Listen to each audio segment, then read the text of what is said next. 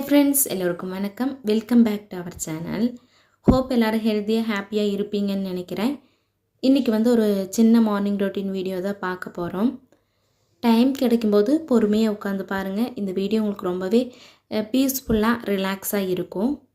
இப்போ வீடியோக்குள்ளே போகலாம். என்ன வீட்டுக்கு முன்னாடி எல்லாம் வீடியோ எடுத்துகிட்டு இருக்கிறேன்னு பார்க்குறீங்களா? வீட்டுக்கு முன்னாடி ஃபுல்லாகவே காரை தான் போட்டிருக்கிறோம்.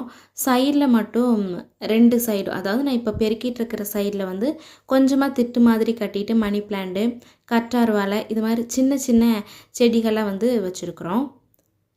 அதுக்கப்புறம் இந்த சைடு வீட்டுக்கு முன்னாடி கொஞ்சமாக இடம் விட்டு அந்த மண் இருக்கிற பகுதியில் ரோஸ் செடி, ஜெவந்தி செடி, இந்த அவரைக்கொடி, பேஷன் ஃப்ரூட்டோட கொடி, பைனாப்பிள் செடி, இது மாதிரியெல்லாம் வச்சுருக்குறோம். எங்கள் வீட்டில் கோழியெல்லாம் மாடெல்லாம் இருக்கிறதுனால கோழியோட அந்த கூடு முன்னாடி தான் வச்சுருக்குறோம். இப்போ நான் பெருக்கிட்டு இருக்கிறதுக்கு பக்கத்தில் தான் கோழியோட கூடு இருக்குது. இப்போ எங்களுக்கு வீட்டில் குப்பையாகிறதுன்னு பார்த்தீங்கன்னா வேறு மரம் அதெல்லாம் இல்லை. மெயினாக இந்த அவரைக்கொடி இருக்கிறதுனால இப்போ அவரையோட சீசனு. இதுக்கு முன்னாடி பேஷன் ஃப்ரூட்டோட சீசன் இருந்தப்போ அதோட தலைகள் உதிரும். அதை மட்டும் நம்ம பெருக்கி விட்டுட்டோம்னா போதும். ஆனால் அவரை கொடி 2 கொடியுமே ஒரே பந்தலில் தான் போட்டிருக்குறோம். அந்த சைடு போட்டிருக்குறோம், இந்த சைடு போட்டிருக்குறோம். இந்த அவரை இதையோட சீசன் இப்போ முடிய போகுது. வின்டரும் வந்துருச்சுனால இந்த தலைகள்லாம் காஞ்சது எல்லாமே உதிர தொடங்கிருச்சு. அது எப்போவுமே விழுந்துகிட்டே தான் இருக்கும். ஆனால் 2 days 3 days ஒன்று நம்ம பெருக்கி விட்டுட்டோன்னா நல்லா க்ளீன் ஆயிரும். மார்னிங் டைமில் நம்ம எக்ஸசைஸ் எல்லாம் செய்கிறதுக்கு இது மாதிரி நம்ம வீடு கூட்டுறது, இந்த வாசலெல்லாம் பெருக்கி விடுறதெல்லாம் செஞ்சோம்னாலே அந்த எக்ஸசைஸை விட ஒரு படி மேலேயே நம்ம எக்ஸசைஸ் செய்கிறது தான் கணக்கு. எனக்கு இந்த பனியோட அந்த கிளைமேட்டுக்கு இது மாதிரி பெருக்கி விடுறது ரொம்பவே பிடிக்கும். ஆனால் டைம் கிடைக்கும்போது செய்ய முடியும். அந்த குப்பை எல்லாத்தையுமே ஃபுல்லாக ஒரு இடத்துல சேர்த்து வச்சுட்டு தீ போட்டு விட்டுருவேன். ஏன்னா அது அப்படியே நம்ம விட்டோன்னா இப்போ பனி இறக்கிறதுனால அந்த நமுத்த மாதிரி இருக்கும். அந்த அப்போ நம்ம தீ போட்டு விட்டுட்டோன்னா அது அப்படியே புகஞ்சு தீ எரிய தொடங்கிடும். அதே நம்ம கொஞ்சம் நேரமாக அப்படியே விட்டுட்டோன்னா அது திரும்பவும் வெயில் அடிக்கும், திரும்பவும் அதெல்லாம் காற்றுக்கு பார்க்க தொடங்கிடும். அதனால் கையோடு தீ போட்டு விட்டுட்டு இப்போ கிச்சனுக்கு வந்தாச்சு. அன்றைக்கி சப்பாத்தி செஞ்சுட்டு அது கூட ஒரு குருமா செஞ்சுக்கலான்னு தான் நான் ரெடி பண்ணிகிட்டு இருந்தேன். அம்மாவுக்கு கொஞ்சம் ஹெல்ப்பாக இருக்கட்டுமேன்னு தான் செஞ்சு கொடுத்துட்ருந்தேன். இப்போ குருமா செய்கிறதுக்கு கேரட், பீன்ஸு, பட்டாணி நல்லா வாஷ் பண்ணி எடுத்து வச்சாச்சு. அன்றைக்கி குக்கரில் தான் செஞ்சுருந்தோம்.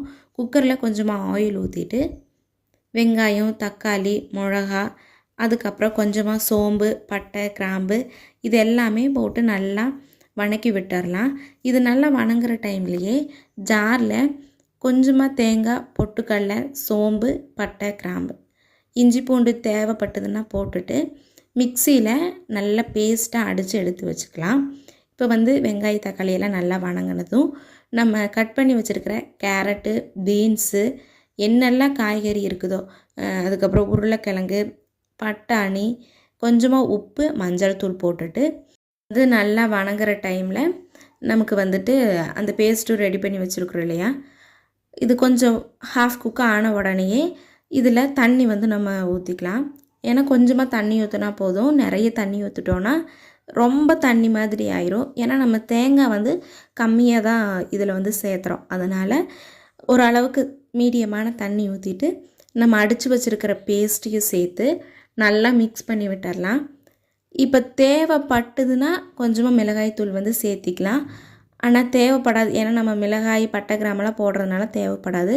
கொஞ்சமாக கொத்தமல்லி தலையும் அதில் போட்டுட்டு குக்கரை மூடி ஒரு 4-5 விசில் விட்டுட்டிங்கன்னா இந்த கிரேவி ரெடி ஆயிரும். அந்த விசில் வர நேரத்துக்குள்ளே நான் என்ன பண்ணேன்னா சப்பாத்திக்கு மாவு ரெடி பண்ணிடலான்னு மாவு பிசையறதுக்கு ஸ்டார்ட் பண்ணிட்டேன். சப்பாத்தி மாவு நான் இப்படி பிசைவேன்னா கோதுமை மாவு, கொஞ்சமாக உப்பு, கொஞ்சமாக ஆயிலு, தண்ணி ஊற்றிட்டு அப்படியே பிசைய தொடங்கிடுவேன். நல்லா சாஃப்டாகவே வரும். நிறைய பேர் சுடு தண்ணி, கஞ்சி தண்ணி இது மாதிரியெல்லாம் ஊற்றுவாங்க. நான் வெறும் பச்சை தண்ணி மட்டும்தான் ஊற்றுவேன். அது மாவு பிசைஞ்சு வச்சு அது கொஞ்சம் நேரம் எப்படி சோக் ஆகணும். அந்த டைமுக்குள்ளே என்ன பண்ணேன்னா வாசலெல்லாம் பெருக்கி விட்டுருந்தேன் இல்லையா, வேகமாக தண்ணியெல்லாம் தெளித்து விட்டுட்டு குட்டியாக ஒரு கோலம் போட்டு விட்டுட்டேன். மெயினாக எனக்கு கோலமே போட தெரியாது. இந்த ஒரு கோலம் மட்டும் ஓரளவுக்கு போடுவேன். அதனால் அந்த கோலமும் வந்துட்டு போட்டு விட்டுட்டேன்.